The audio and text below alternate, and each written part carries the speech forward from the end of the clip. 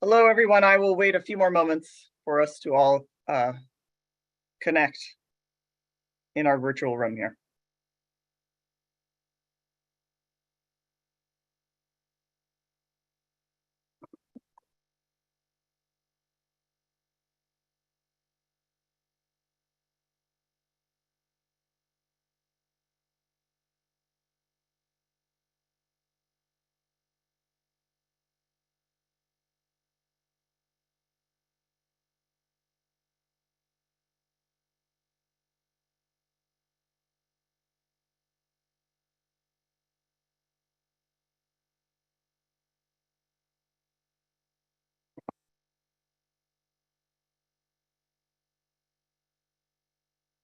All right, I'll go ahead and get started. Thanks for your patience. Actually, I'm going to pause a moment. It looks like we have one more person, at least that I see in the waiting room here.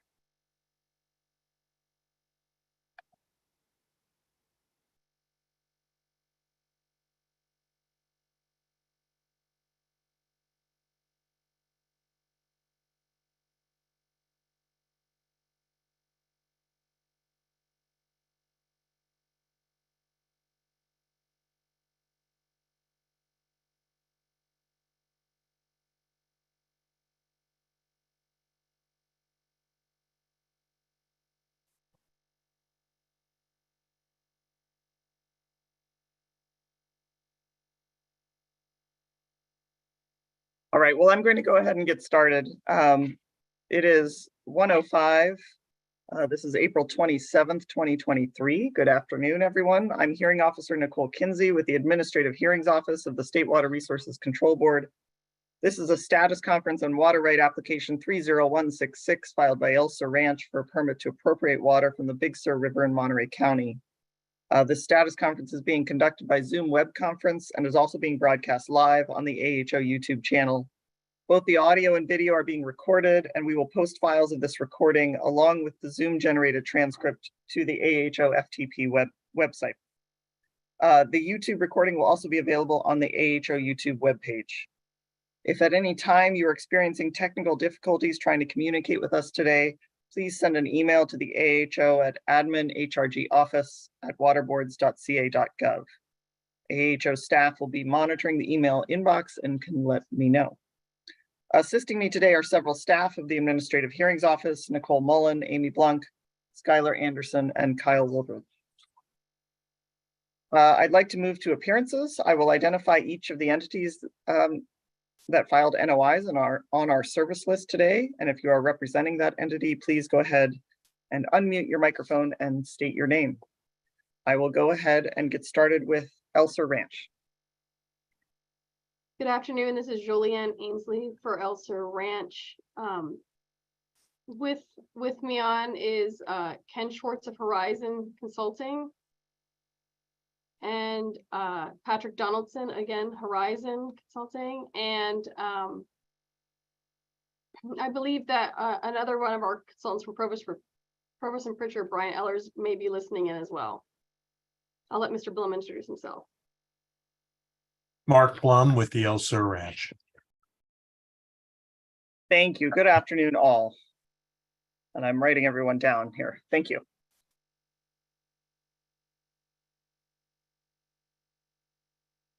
All right, CSPA.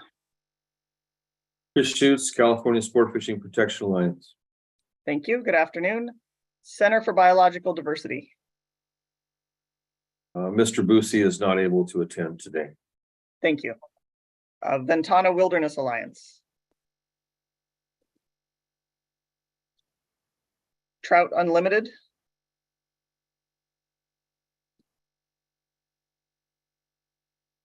Carmel River Steelhead Association.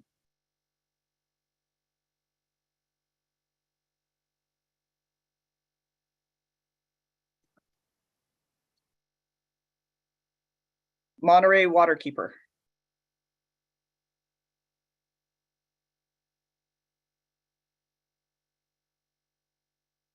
California Department of Fish and Wildlife. Good afternoon, Kathleen Miller for CDFW. Thank you. Good afternoon, Ms. Miller. California Department of Parks and Recreation. Good afternoon, Emma Severson for State Parks. Thank you. Good afternoon. And with me is also Catherine Tobias. Thank you. National Marine Fisheries Service.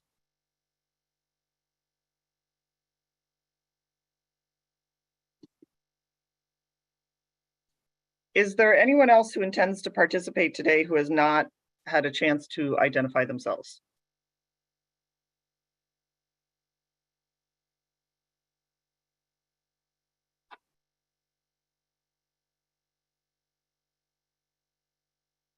All right, I will go ahead and get started. I think briefly, my agenda for the day, I think there's just two minor miscellaneous items that I'll address.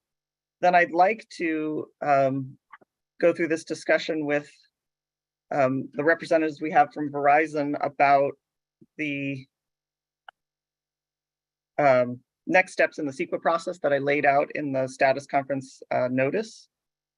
I also had raised, after that, I also had raised some place of use questions, and I realize this may not be the time to deal with all of them, but I thought it might be a good opportunity for me to at least describe that if there are questions about what I'm asking, that I could do a better job of describing that, or at least we could get started on that. It just came up when we were looking at the noticing process for the petition. So whether we do that today or defer that, we can decide. And then we'll raise any other procedural matters, and I'll probably look out and we'll decide whether to schedule another status conference today or whether we have some other deadlines we'll set first. We'll see what happens when we get there. On my miscellaneous agenda, I just wanted to confirm that the applicant did submit the $850 Fish and Wildlife fee. We received that. So I just wanted to confirm receipt of that. We also received the confirmation that the applicant will be adding fire suppression to its application as a proposed beneficial use of water. And I did want to follow up with you, Ms. Ainsley. I believe in the email, there was an expressed intent to file an amended petition and application. I just wanted to see if that was still the case and when we might expect to see that. Yes, and apologies because Mr. Berliner had a last minute emergency that stopped him from being here. I do think that we've been grappling with that a little bit over the last month about whether fire suppression and protection is something that actually needs to be added as a beneficial use. And I do know that he had intended to discuss that with you today, that we had looked at the regulations. We were trying to do some research on, because a lot of times it's an emergency situation. It wouldn't necessarily be the applicant who would be using the water. It would be a state agency, because in the past he's given and Mr. Blum can chime in here, but in the past he's given permission for people doing firefighting to stage on his property and fill helicopter buckets and stuff like that. So initially it seemed like a really good idea, but then I know that Mr. Berliner did want to discuss with you like how the water board feels about that in terms of whether it's really even like necessary. We see that other people in the watershed have added fire protection, but we're not really sure in what context, to their random water rights. And so I do know that that might be something that's more appropriate to address if we have a status conference in like 30 days, because unfortunately, I'm not entirely sure the full parameters of his research, but I do know that we were kind of grappling whether, we want to keep this application amendment as focused as possible, on the changes that were not considered in the hearing before. And so, at first we were really like, it seemed like no big deal, but then we were considering whether it was really even necessary and trying to do some additional research, but we don't really know the water board's end of that. All we had were obviously the regulations and trying to look at some past decisions. And this is helpful. Maybe I will, I can do my own research too, to see if I have anything to add to that. I think initially in thinking about it had been a question of if the reservoir is going to be refilled at times, how do we characterize that? I mean, I'm sure you're grappling with all these issues too. If it's going to be refilled at times that are not, for example, at times that are not otherwise authorized under the permit, but there was a use for fire suppression and then there might be an intent to refill the reservoir. How does that work? Well, let me make sure too. I'm not necessarily sure that we were saying that the reservoir be refilled at a time that's like not otherwise authorized. Like perhaps when the river is low, So I think that's something that the parties, I mean, I know that was in the terms of the settlement, the refill after, like, say, there was a mass, I guess there have been massive fires like in the Ventana Mhm. Wilderness and stuff like that. You know what I mean? I think that perhaps we do need to just flesh that out more, and we need to see if that's really a necessary beneficial use, or we just need to be more clear about that refill criteria. Okay. We can tag that as something to revisit in our next status conference, and I will try to do some investigation on our end to see if we have any, if I can add anything to this conversation in terms of what the board has done in other situations. I don't know anything off the top of my head, but I can try to tap into some resources, so. Right, because anytime, even if Mr. Hill was to himself take any water for fire protection, it would almost always be on a very extreme emergency basis. You know, Right. for us on that side of the highway, it's, you know, there's very limited facilities on that side of the highway. And, you know, I know Mr. Blum has a longer history of when this has occurred, but, you know, my understanding is it's mostly always state agencies or CAL FIRE or somebody like that. Mhm. Go I ahead. can respond to that. Yes, to my knowledge as well, it's always been state agencies taking the water. All that Mr. Hill does is make the ranch available for staging and to facilitate that use of the water by the state. I don't know whether he has then replenished his pond for other purposes or for the continued firefighting purposes. He doesn't irrigate from that pond. So I don't think that he would do it for that reason. I guess we're talking about something slightly different. If the reservoir may be used in future for firefighting purposes, would the state agencies take more water than in the past? I don't know. There are limits on what they can do. A fire only lasts so long, and they only have so many helicopters and can do so many dips. So even if it reached a couple million gallons, in the scope of this application, it's a very de minimis amount of water. But that doesn't mean we shouldn't get clarity about whether it's in or out. Right. And as far as I know, he's not ever taken water for his own fire suppression purposes. It hasn't been necessary. Right, understood. Okay. Thank you. Sure. We'll flag that and we'll come back to it. So it sounds like we need some additional conversations or an additional conversation before you decide whether or not to actually amend the application and petition, which makes sense to me, which means we should not notice the petition until we have resolution on this issue as well. So I'm just thinking this through in terms of our timeline. Those were the two items I had in miscellaneous. Are there any other miscellaneous things we should address before we move to CEQA No. that you are aware of? I know. I thank you for stepping in on short notice. I hope I understand it's a little challenging without Mr. Berliner here, who has been the primary on this. I think with that, I had laid out some questions in the notice of status conference that I'd like to talk through about. The first question was the type of new environmental document that might make sense in this situation, given that we have this uncertified so-called final EIR. It's a little confusing because it's final, but it's uncertified. So I don't know what it is. And whether what type of new document we would have, whether it be some kind of supplemental document or which we may not call a supplemental because that implies that there was a certified final EIR, that type of thing. So Ms. Ainsley, should we turn to the Mr. Schwartz and Mr. Donaldson? Is that the next step on these issues to address them? Well, I mean, I think I'll just give a brief intro to Great. say that, and then of course I'll turn it over to Mr. Schwartz, who can be more specific. I will say that we are still getting them up to speed because of course we are using a totally new company from the water board's list. So, you know, with a history that goes back quite a long ways and with 4 previous amendments, you know, we're just trying to make sure that everybody's up to speed. And I think that where we're at right now is that, and Mr. Schwartz will clarify, of course, himself, that they're still coming up to speed and that the first steps might be to come up to speed and start delving into something that looks a little bit like an initial study, and Okay. then come back to you with what we think the schedule is for something that is akin to initial study, and then what we find in the initial study would kind of guide the scope of what that actual next document would be, right? Because until you know the full extent of maybe the potential impacts, you don't know what that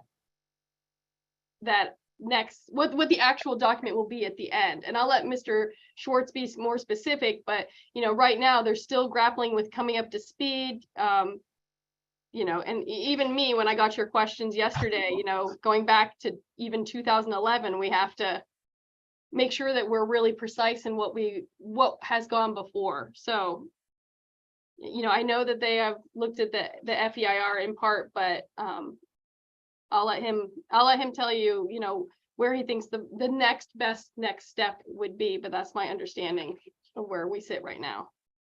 Great. And just to say, so far, this makes sense to me. Of course, the purpose of an initial study Right. Like an actual initial study is to decide what to do. So it does make some sense to me that might be right. And that might be right. first And legally, we're still grappling with this question a little. We've been doing some research on this. As you pointed out, it's not a certified FEIR. You know what I mean? But we also want to keep this as focused as possible. So Right. we are still bantering about like legally, what this will be. But I also do think that seeing the scope of what we're dealing with in terms of initial impacts will also guide that as well. Will inform both the legal question and the scope of the environmental analysis. Right. That makes sense. I'll let And Mr. maybe if this sounds good, well, I'll turn to you, Mr. Schwartz, with anything you may want to add on what you know so far and what you foresee for the future for us. Great, thank you. Can everyone see me okay and hear me okay? So I see I'm Yes. looking a little shadowy there. But yeah, Ms. Ainsley, thank you. I think that was a pretty good introduction to where we are and where we're going. And as I see the three kind of key agenda topics or issues in the notification for today, 1, 2, 3, I actually think let me reiterate, kind of focusing on number 2 here, which is our target now, our track is to undertake an initial study and use the results of that to influence the appropriate a choice or selection of what we feel is the most appropriate CEQA pathway, which I think is the topic of question 1. So can't really answer question 1 today, but can agree with, I think, the process that's described in topic 2. And so along the way there, conduct the initial study. We are ramping up, as Ms. Ainsley explained. Yeah, we're kind of coming up to speed with some of the background information and understanding the issues, as well as what are the plans or the project, and there's new things. Listen, just 5 minutes ago, we heard some still questions related to fire suppression. What's the role of that in the project? So these are the types of elements that become the project description eventually, and we're going to want to make sure that we have the project description, of course, appropriately describing the whole of the action in terms of CEQA, right? So that's where we're at. We're going to now kind of be launching into this initial study, and then I think the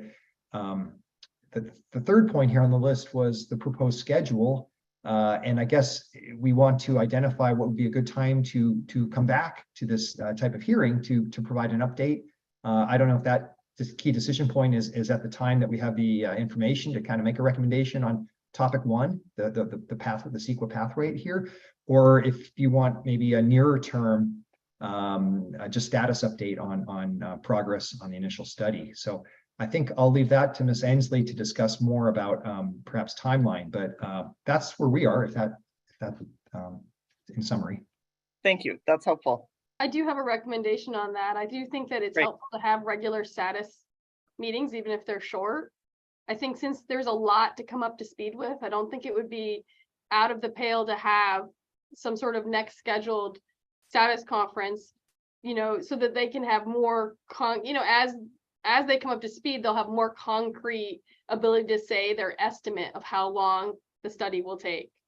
We're trying to schedule, obviously they're going to have a real site visit. They're going to have to, absorb all the materials and then, look at the reservoir plans and stuff like that. And so, and maybe this bleeds into the questions you sent around, but I think that's not a bad thing to have another status conference to kind of just keep sort of chipping this down.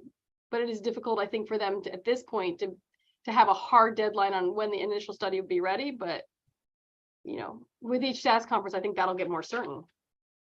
That makes sense to me. I was thinking something along the same lines, that we are not prepared at this point to set a hard deadline, and I can understand why. I want this moving forward, but it doesn't seem we are moving forward. And the next status conference, what I'm realizing is we need to talk this fire suppression issue. We need to talk some more about, and we'll see whether this place of use may or may not be an issue. It's just getting some more understanding so that we're prepared at the water board to work on the parallel track of issuing a notice of the petition and application. So I think I agree with you. Regular status conferences, I think, make sense and will keep us moving forward, even if we aren't until we're regular in a position to set hard deadlines, at which point I would be more comfortable setting those out longer because we would have goals in place. But in the meantime, having regular check-ins and continuing our conversation. And I think that helps a little bit too, because we're still having that friction with not being able to work directly with water board staff. Right. And so I think, I don't know if the AHO has given some consideration, but you know, it would be helpful to have some input along the way so that there's not sort of a hard realization at sort of the end of this CEQA process, you know, that the applicant is paying for, that, you know, maybe we didn't go down a, you know, at the end of the day, it's kind of in a sense the water board's document that they will have to certify. Right. So I just think that along the way, we should be thinking of ways to sort of have some sort of check-in or input so that we make sure that we're actually going in the direction, you know, that the water board intends us to do so. Absolutely. And So so, on this point of the agenda, where I am at is that I'm going to look out, my plan, I think, would be to set another status conference, roughly 30 days, although that puts us at Memorial Day weekend. So not that exactly, but somewhere in that range. At least with respect to CEQA, I'd like to talk about the place of use issue briefly, but is there anything else we should cover, you think, on the, I'll ask first of the representatives from the applicant, and then I'll turn to the room on the CEQA. Next steps for CEQA. My understanding is the next steps is you're continuing to take a look at the background information, that project description, and then start to think about what would be involved in doing whatever this is that's like an initial study, and thinking about what a schedule would be for that. right, we're starting to flesh out the parameters of an initial study. And so, yeah, I think that adequately describes where we're at right now. Thank you. I'll turn to the room. Just please unmute yourself. Is there anyone else who wants to jump in on this issue at this time, on the CEQA issue? The CEQA process, I should say. Mr. Schutz. I had a question. I'm not sure it's one that can be answered now, but the question is, I assume that the initial study will focus largely on things that are new and different from the previous EIR, whether you're calling it final or whatever you're calling it. There are a number of things like storage and the reservoir that obviously would go into that. What I'm wondering about is how the applicant plans to address, and in the environmental document, the rules for diversion, both to storage and also the sort of unresolved issues of flows, the step down, and so forth. Will those be part of the proposed project? Will those be project alternatives? What is the current thinking about what some of these unresolved issues are going to look like and be framed as in the environmental document?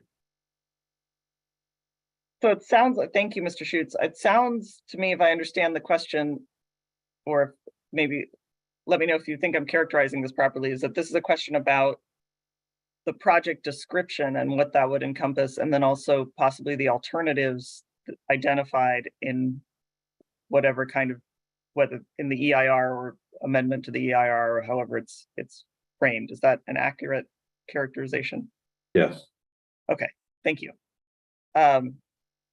I'll give you a chance to respond, Ms. Ainsley. I anticipate that this is, we're looking ahead to some extent, although I think, as Mr. Schwartz pointed out, having a project description to some extent is a precursor of conducting the initial study, although I understand those two can kind of, you know, work together. Maybe on this, Ms. Tobias, do you have a comment on this issue? You're on mute. Yes, I just want to be clear that, I mean, I do think you need a project description, a stable and finite project description before you start your initial study. But since the previous document is not a certified document, the initial study basically would have to start in and assess what information was in that previous document, but it just becomes a reference document at that point. It's really not anything, and in my understanding, and please correct me if I'm wrong, so the initial study can use all the information that's in that previous document. It can use anything new and look at a new project description, but it's really just a reference document. So I think you need the project description, then the initial study goes ahead, it considers what's available in terms of information, including that previous document, and then, you know, basically can go ahead and tell us what they think is, you know, significant, potentially significant or not significant. Is that correct? Well, let me take a stab at my understanding. I mean, I think part of my question here, if I'm understanding what you've expressed, is what is the status of this uncertified final EIR? I'm not sure it's just a reference document in the sense that we could take that document and amend it, and then it becomes the final EIR that maybe is ultimately certified. So right now, you're right, and it's not certified, so it's not formalized under CEQA. Well, it doesn't have certified status under CEQA. Yeah, certainly they could use it, you know, once they do the initial study and, you know, figure out. And let me clarify here. It's they, but also it's the state water board. It's the state water board's document. So it's our document. I do want to take ownership of it, and you know, ultimately we'll certify it. Sure.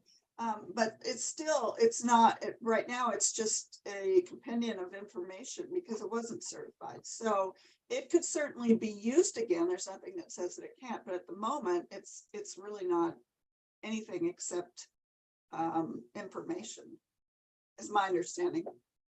Right. I mean, one way to look at it would be that this initial, it's not really an initial study because it's being used for a slightly different purpose, right? The purpose is to figure out what we already have, what has already been analyzed, and what I think I described in a past status conference proceeding, what changes are being made, and then also what developments are there in the law, right? There are CEQA requirements that may be new and weren't addressed in the 2011 EIR.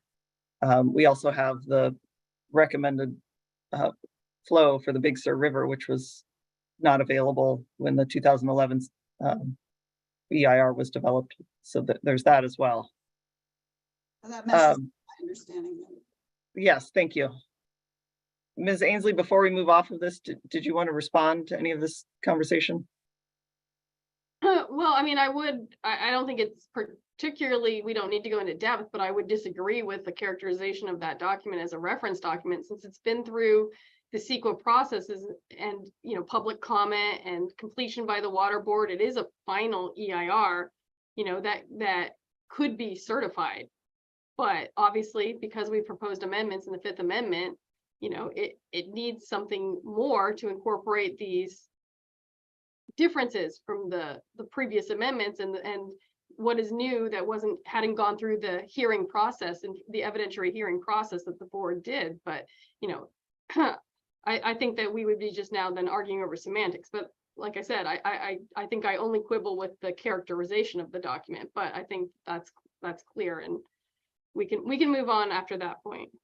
No, and I understand that. I think we're a little bit ahead, I think, so far, but which is good. We're flagging these issues. I do want to turn back to one issue Mr. Schutz raised about the project description, because that does seem important. And I don't know if you have any comments, Ms. Ainsley, on the timing of when a project description is developed, understanding that may develop over time as we look at these things, but whether or not your sense that we'd want a firm project description before this initial study analog is developed, or whether the initial study analyzing the changes. Let me pause. Let me rephrase this. Do you think, at what point do you think you need to make a decision about whether that project description includes bypass flows and other ramp up and ramp down requirements and other issues that I assume we addressed to some extent in a supplemental hearing later on?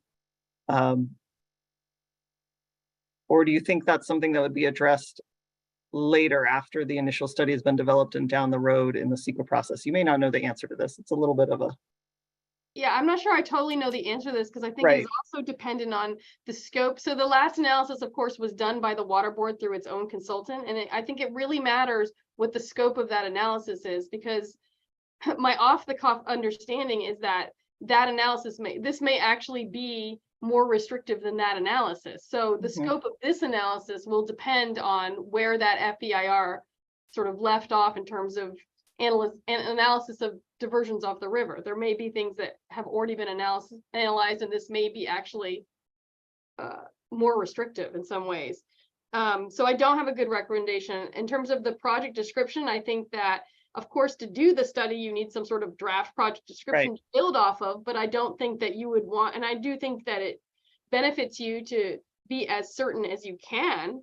You know, is that the final project description? I think I'll let Mr. Schwartz weigh in, but I do think sometimes that what you've learned in your initial look at things will then dictate if you need to make any changes to your project description. You know, usually I see CEQA cases on the other end when we're all litigating over the CEQA cases, but I think that, you know, I think the purpose of the traditional initial study is to sort of hammer some of these details out, you know, but what we're obviously going to be looking for in a large part is the scope of the impacts of these big changes that are being made, which are the construction of an offsite reservoir and the development of a replacement pasture on the north side. So I think that in terms of where we're going to put in the bypass flows, I think it just really depends on what was before the water board in 2011 and what's being proposed now. And I think that's the comparisons we're doing right now in the ramp up, where we're trying to get a handle on all the work and all the evidence that's been done before, you know, so that we don't reinvent the wheel and we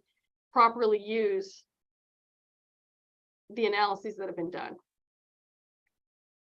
Thank you. I think that follows, and here's what I'm thinking at this time.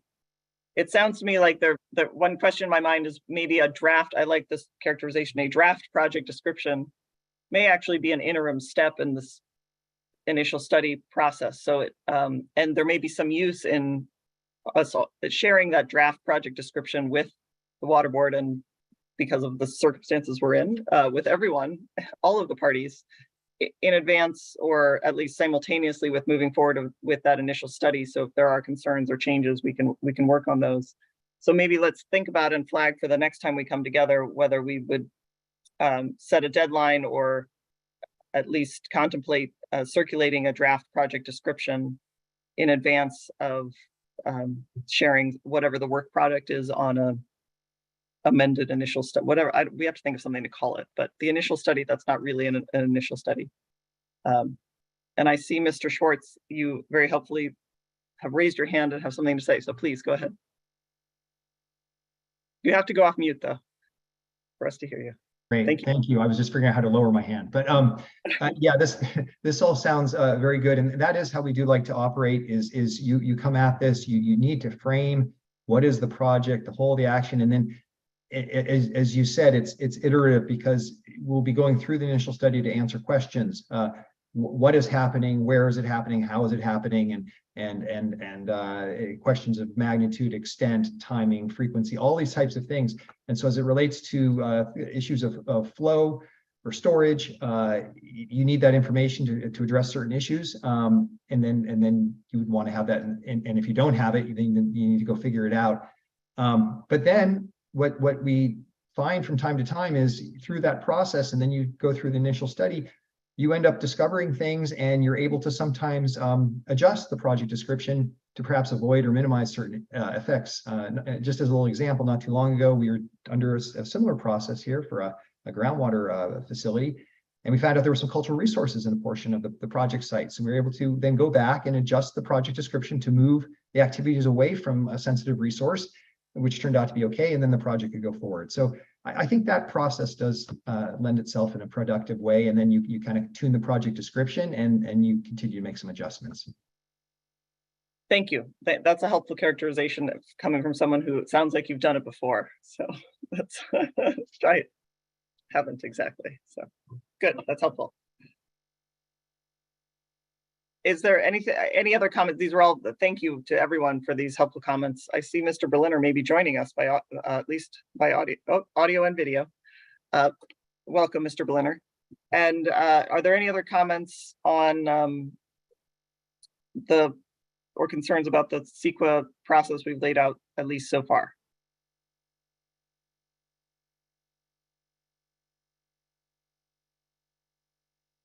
So I think what I'd like to do briefly is turn to this place of use question. I sent out some questions yesterday, which were not, I don't exactly apologize for them, but they were not as deeply formulated. I think this proceeding is one where I'm going to try to get used to the idea of sometimes I shoot off an email with questions without thinking about it too hard, because we do need to start having conversations to work through this. And so what had come up was that I had been working with my team, and we were looking at these various maps from the original application, which is rough, to the amended application, which is much more detailed, and then also looking at the draft EIR, and just roughly trying to get a good understanding of where the place of use is. I understand that the 292 acres, the gross acreage place of use that number hasn't changed. But my understanding is the geographic territory has changed slightly. There's addition of new lands. And I'm going to ask actually Nicole Mullen shortly to bring up a map so we can all look at it. It'll be hopefully it'll be helpful. And I had some questions about that. One, just thinking of in our noticing process, I thought it might be helpful for the actual notice. I haven't entirely thought it through, but it may be helpful for the actual notice that we issue with the petition and application to include a map that shows what was noticed previously. And I think the last formal noticing was back in 1994, if I have that right. So what was noticed previously, and then what we are noticing today, or in 2023 in terms of place of use, that it might be helpful to have an overlay map that shows the difference clearly. These 292 acres from the original application versus the 292 acres we're talking about in this amended application. Somewhat separately from that, I have the same questions in terms of the EIR, right? Which is what was looked at in the 2011 EIR in terms of the project description and the irrigated acreage versus what we're looking at today. And I think we have these two parallel tracks. We have the notice of the application and we have the CEQA process. They're slightly different kind of baselines, but in generally speaking, those are my questions. So if we can maybe, Ms. Mullen, if you would please pull up the amended application that Elsa Ranch filed on March 3rd of this year. And I didn't write down the page number, but if you scroll down some number of pages, I'll look to my team. Do you know where the map is? What page the map is on?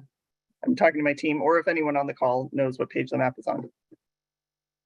Definitely going to be one of the last pages because it's the attachment to the applicant's map, 1 of 3 I think you're going to want, and that's probably,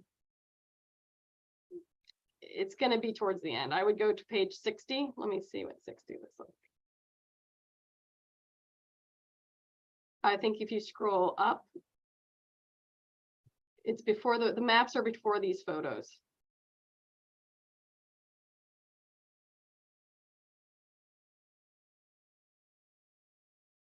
And I should have been a better attorney and I would have this. So not this one. This is Oh, the, keep going up. yep.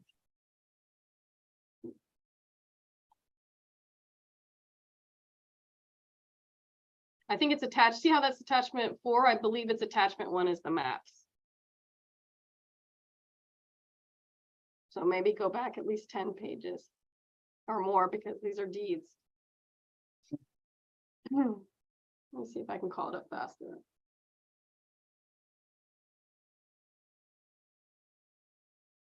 Thank you for everyone's patience. The map will be worth it. It's a good map.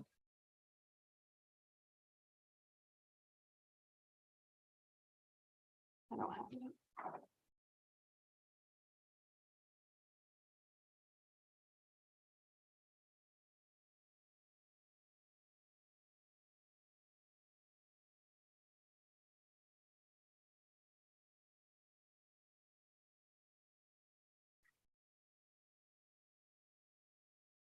I'm seeing PDF pages 24 and 5.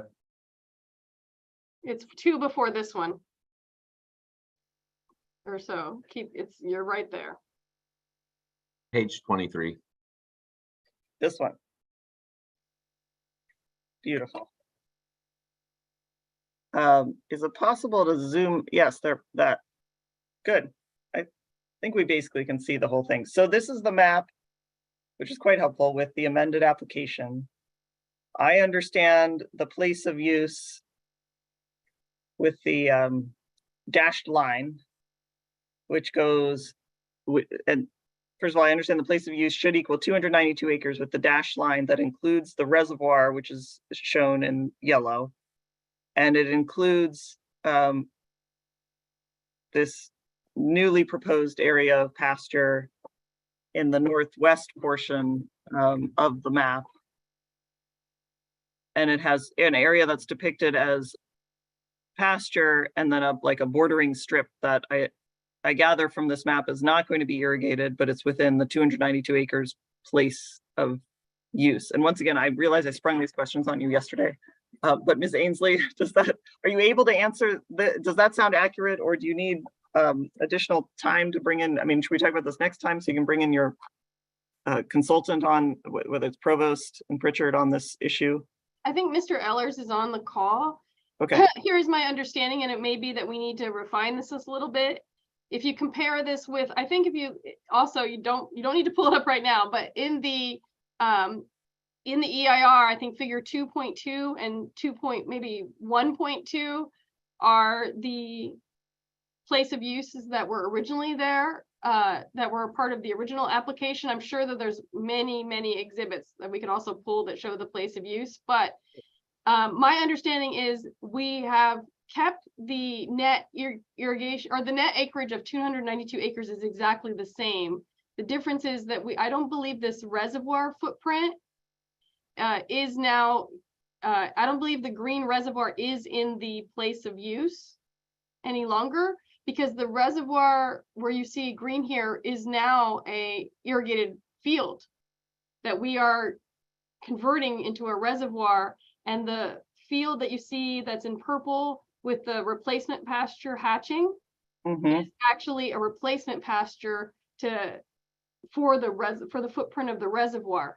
And other than that, the 292 acres remains the same, and the net irrigated acreages remain the same. The only shift is taking out the footprint of the reservoir and putting a new pasture on the north side. So there would be no increase in the net irrigated acreage. It would still be 246 net irrigated acres. So this is exactly, and it sounds like you probably need to go back and we'll talk about it next time, but this is exactly why we got puzzled, because the draft EIR says that there are 267 net irrigated acres. Yeah, we were a little confused on that as well. Okay. And I tried to, and maybe we do need to do some more research. I do know that at the end of the closing brief, so I came into the case at 2011, primarily on the hydrology side. It was the early applications were 292 acre place of use, net 267 acres. And I see that in the first, second, and third amended applications.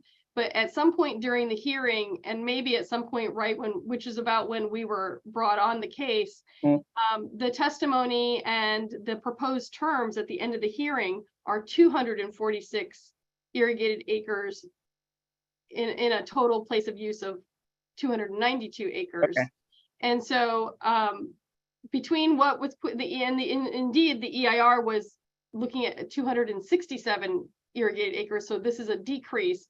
And this fifth amended application is to stay within that 292 total place of use, but 246 net irrigated acres is my understanding. And we can certainly confirm all that.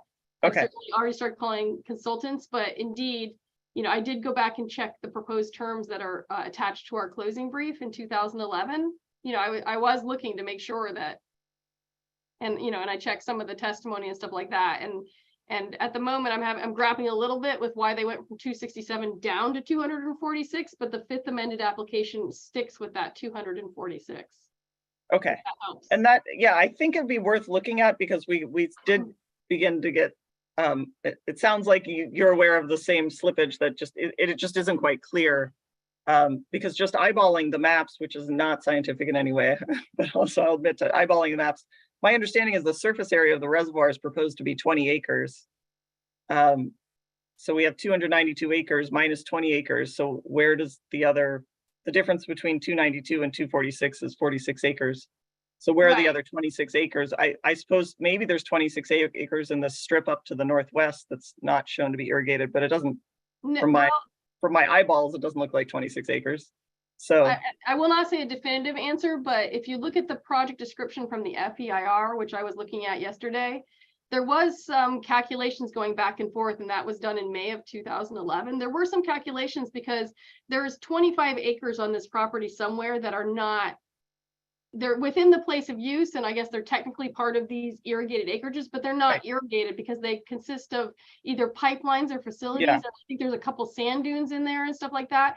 So Mhm. there were reasons why the 292 was always represented as the place of use to give a little bit of movement and flexibility, like if you moved something around, but Yeah. the net acreage that's irrigated, which to my knowledge has always been stable. Basically, the pastures are, aside from this cross-hatching area, these pastures are the pastures they've basically been.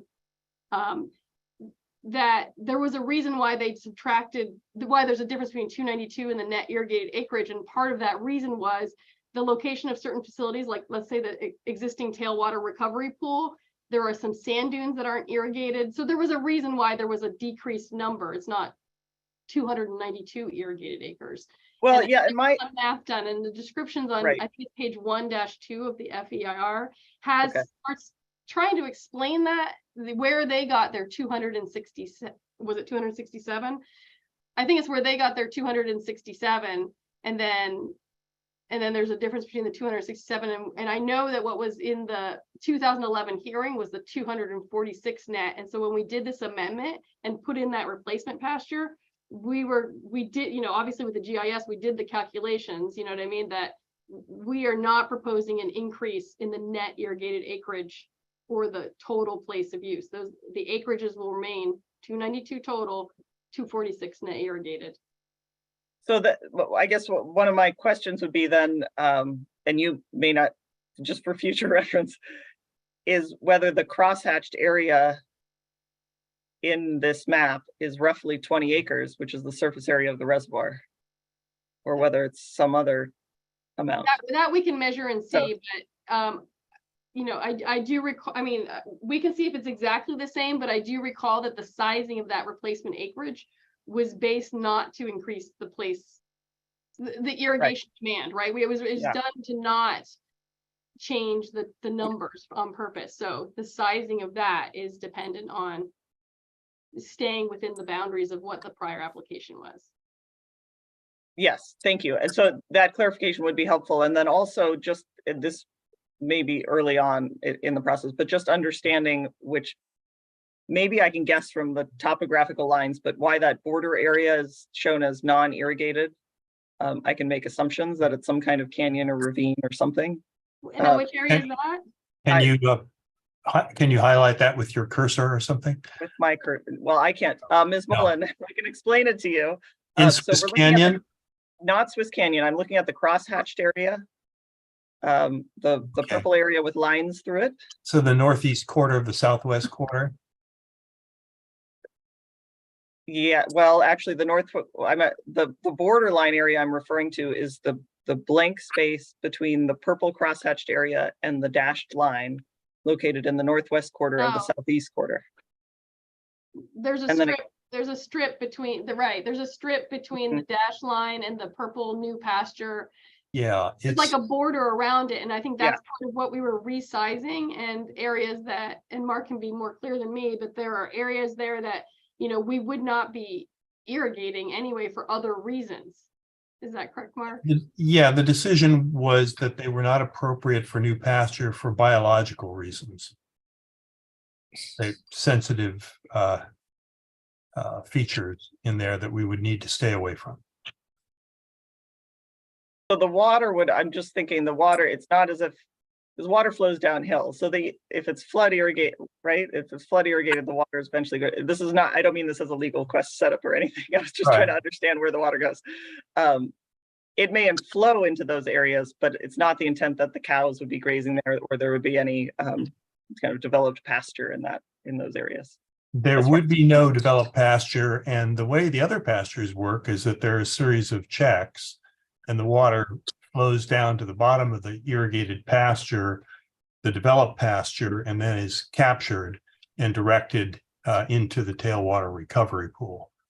So I don't know that it would flow off the new proposed pasture to the adjoining areas, but you're correct in that it would the only developed pasture would be the purple area with the hatch, with the diagonal lines.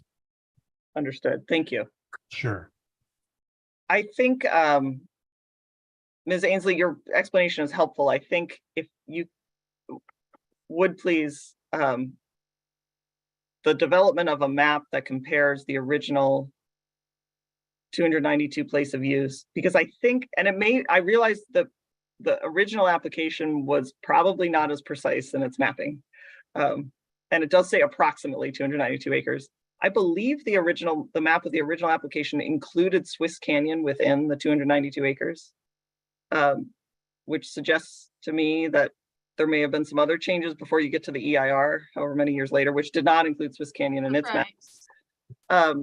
So that's what I think it would be helpful to have this comparison map of what was originally noticed and then what we're going to notice now in terms of the 292 acre area. And then separately, I think confirmation as to, and I can look back at the EIR, that it was 246 acres that was examined in the EIR, and my team and I will go back and look at that as well. But if you have any helpful citations or places I should look. I think it was 267 acres. I think they said 267 was 267. acres, but I'm not sure that you're not onto sort of the right track, and that in the original application in the 90s, I'm not sure how precise as we've gone along, this kind of mapping on satellite imagery is getting more precise. Right. So within like I don't know, but I do want some, and so I think that from what I glimpsed at the EIR, and I just quickly skimmed it, they were saying 267 net irrigated acreage. So their acreage was actually larger. Larger, yeah. And the original application itself was 267 acres, but I know the fourth and the proposed terms coming out of that hearing were 246, which is what this map will, presumably this map, we measured this is 246 net irrigated acreages. Just to confirm, you want a comparison of maps from the first application, which would be the first map that was put in, and the current one? I'm not sure how useful that would be. Well, I think it's useful because that's actually what was noticed. So I want to make sure we're satisfying our notice requirements. So what was noticed was, I believe this application was noticed in 1994 and no other changes were deemed worthy of noticing, but normally a change in the place of use in the geographic location should be noticed. So I don't think those 292 acres changed between the original notice in 1994 until now. Oh, no, I don't believe that the 292 changed that drastically in terms of what we're looking at. I don't know about the Swiss Canyon answer. Certainly the fields have been there, they predate the applications. But I mean, I think that I'm not sure if there wasn't some thing that happened in like the 2008 to 2010 or 11 that changed that 267 to 246. That's the answer I don't have, and whether that has something to do with precision or something to do with something. But I agree that's in some ways the more interesting question is the 247 versus, versus 206 or 246 versus 267 in turn. But I think for our note, just for noticing purposes, it would be helpful to have this map from 1994. I believe it's 1994, but whatever we noticed with the original application to today, to make sure we check that box of this is what has changed in the water board's process, you know, with respect to this application. This is in what way the place of use has changed. That would be helpful. And then separately is this question just for our understanding, so we make sure in this new EIR we're looking at the right. We know what changes, if any, need to be analyzed. I mean, it sounds like it may be a reduction in the number of irrigated acres that are being analyzed, which may or may not actually, I mean, when you say it may or may not have fewer environmental impacts, because then it's more water per acre in theory. So I don't know. It just is different. So it's a change. Right, and to be clear, the testimony at the hearing was based on 246 acres. Interesting. Okay. So the testimony of the irrigation demand of the pastures was based on 246 acres, as far as I understand. Okay.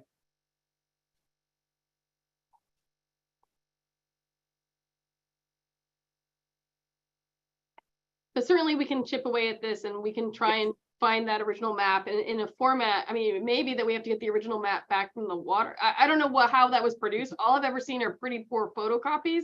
Right. So let me get on that and see if you may have the best map and I might have to figure it out from there. We might. I only I know hope. I have photocopies of. Yeah, I think that's what I've seen is just the digital version, which probably isn't great. Okay. Thank you. Thank you for looking. We can just chip away at that. Yeah. Okay. I do want to go ahead and turn to the room. Maybe let's leave this map up for now in case there are questions, but I'm going to try to see people, more people. Are there any other parties who have?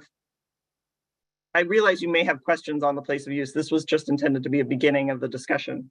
Mr. Bloom, please go ahead. Yeah, I have a related question. I don't know the answer, but it occurs to me that we're kicking around this notion of whether fire use ought to be included in the application.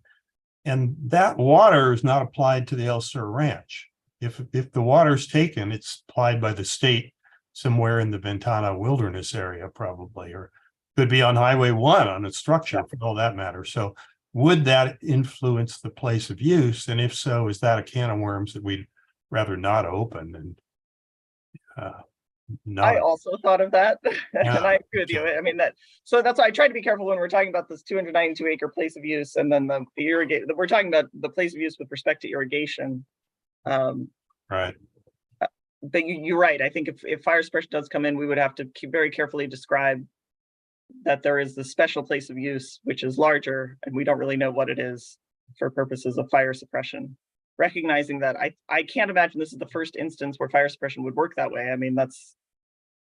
No, but how do you go about analyzing it in an EIR or secret document? It's Right. With such an amorphous destination for the water. Yeah. That is true. Okay. So let's think about that. Issue raised. All right. Yes. Agreed. Are So there any this is Tom Berliner. So Yes. just a little bit further on that firefighting. Great. When CAL FIRE comes to take the water, the applicant here is not making, or neither Mr. Hill nor the water board are making a discretionary decision. Right? This is a state agency, or perhaps even at times a federal agency, coming in and helping themselves to water because it's fresh water, and they prefer to put fresh water on the mountain rather than salt water on the mountain. So, they could be looking at a 400 acre foot bucket of water for firefighting purposes, and they're going to take as much as they want. And they, we have no control over how much they take. I don't think the water board would have any control over how much they take either, because it's an emergency and it's another state agency that's taking the water. So I'm not sure that CEQA even applies to this. I'm not sure it does either. I'm not a CEQA expert. I mean, we need to think more about fire suppression and how it fits in here. Of course, there's the interest of your applicant, your client, and making sure that any use of water is covered. I understand your points here that it's not within his discretionary, it's not within his control. This is something that's done by the state agencies. On a larger scale, I'm looking at this and thinking, well, it's a beneficial use of water, so somebody needs a water right. And maybe you're right. Maybe it's not your client that needs the water right. Maybe it's CAL FIRE, and that may be a separate issue. But nonetheless, it's water being applied to beneficial use, unlike flood control, where there's no beneficial use with respect to the use of water. So I'll think on that more. I'd like to look and see if I can gather more information about what has been done in other instances and what, this comes up. Wildfires are a thing. So if there is not a policy consideration by the State Water Board on this issue so far, there should be some kind of thought. So maybe we're just starting the discussion, but I recognize that there are some challenges, and certainly with the CEQA especially, it seems very tricky. So I agree with that. And we do have apparently, I'm not familiar with it intimately, but I know when they had the Sobrantes fire down there, which was the last big fire, CAL FIRE used the pasture. They had a lot of trucks out there, and they used the tailwater pond to pick up water. And that was done repeatedly for days. And they have various size buckets that they use on these helicopters. My understanding is it's everywhere from about 150 to 5,000 gallons that these buckets hold. And so we do know about that. I have no idea what the history was before the last fire as to whether there was one. I would assume there probably was. And what was, did they really use the pasture as a staging area again? Did they pull from the tailwater pond? I just don't know that stuff. Presumably Mr. Hill would. So, obviously you can look at lots of other places and see what they're doing. And if it's helpful, we can ask around to some water agencies that operate, the big reservoirs in the foothills and find out what happened there. Right. Yeah. But Ms. Ainsley brought up this issue, and you mentioned that you had another matter you had to attend to, and I'm glad you're here. But I think we agreed that we need to take some time to continue to think about this and see what makes sense before finalizing the petition and amended application and moving forward to decide whether fire suppression should be in or out, and try to avoid unnecessary complications. Yeah, I was looking at water code section, not water code, the regulations, section 796. Mm-hmm. And that addresses firefighting. And it does say you can hurt, which I know from other developments we've worked on, that we've had created, we've had to have tanks or whatever it is for firefighting purposes to satisfy CAL FIRE or the local fire agencies, whatever it is. So in that respect, I know you can include that as a purpose of use. But there, it appears to be much more of an administrative change. Yeah. There's no harm rather than, a notice proceeding.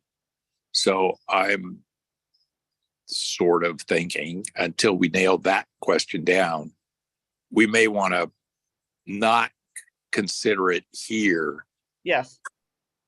And just try to figure out what the answer is in terms of a compulsion, either through the water code or through CEQA.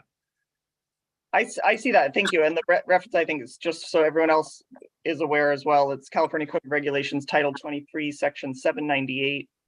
I think this is what you're referring to, Mr. Berliner, which is about changes to cover incidental uses of a reservoir, which explicitly says that a change for a permittee or licensee proposes incidental use of a reservoir for, among other things, fire protection. That can be done. It says the board may make such corrections at any time such omissions are discovered. And no petition need be filed to correct such an omission, provided that the board finds that no person would be adversely affected by such correction. So you're right, it does seem to contemplate that these types of, on the one hand, it suggests that fire suppression should be included, possibly. But on the other hand, it does suggest that we can make that correction without going through a full noticing process and do that later as needed. So I appreciate that.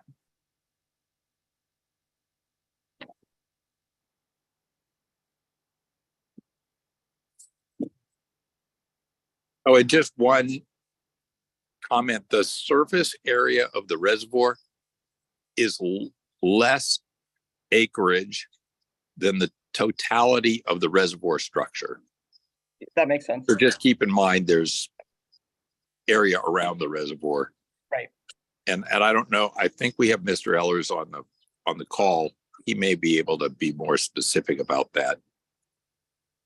No, that makes sense to me. And I don't think we need to go into detail today on it. I flagged some of these and I did bring up the surface area of the reservoir, but I recognize that there's obviously the footprint of the dam structure, and then there may be other surrounding structures and land.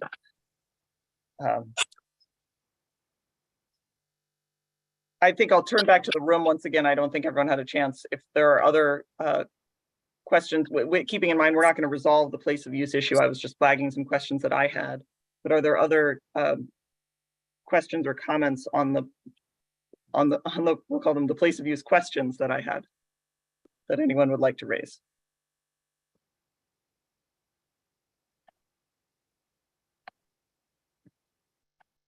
I'm flipping through my screens here and I'm not seeing anything. So with that, I'll ask the final question. Is there anything else? Well, let's go ahead and look out. I had talked about looking out to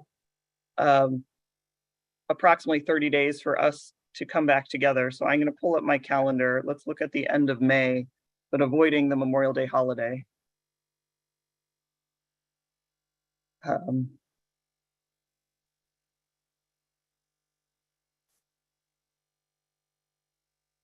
So I'm tentatively looking at the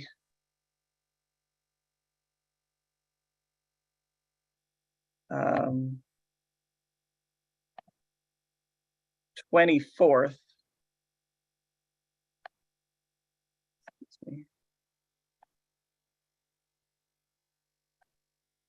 Or possibly the 23rd would be better for me. So let's start with tentatively looking at the afternoon of the 23rd, May 23rd.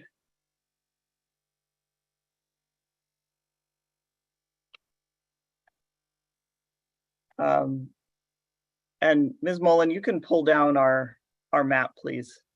That will help me see the room. Thank you. Does anyone have any conflicts with meeting at 1 p.m. on May 23rd? Miss Kenzie, I'm sorry, I have an all day, can't get out of it meeting on the 23rd. No problem. Thank you for bringing that to my attention. Let's look at 1 p.m. on the 24th. Is there anyone in the room who has a conflict with 1 p.m. on the 24th?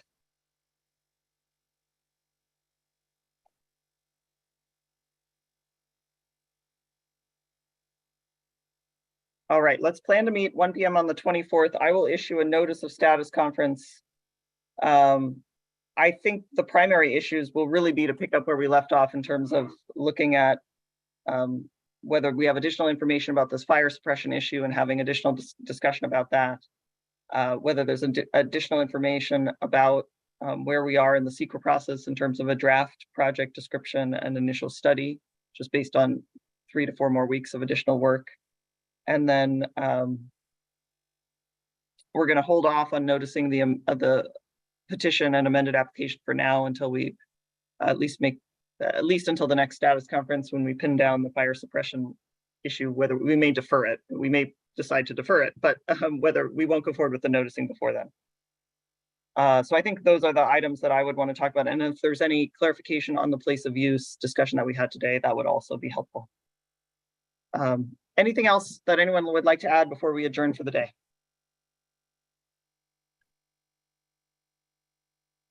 Well, thank you all of you once again for your time. This was helpful for me. Thanks for working through these discussions. I look forward to seeing all of you in about a month, and have a good rest of your day. Thank you. Thank you. Thank you. Thank you.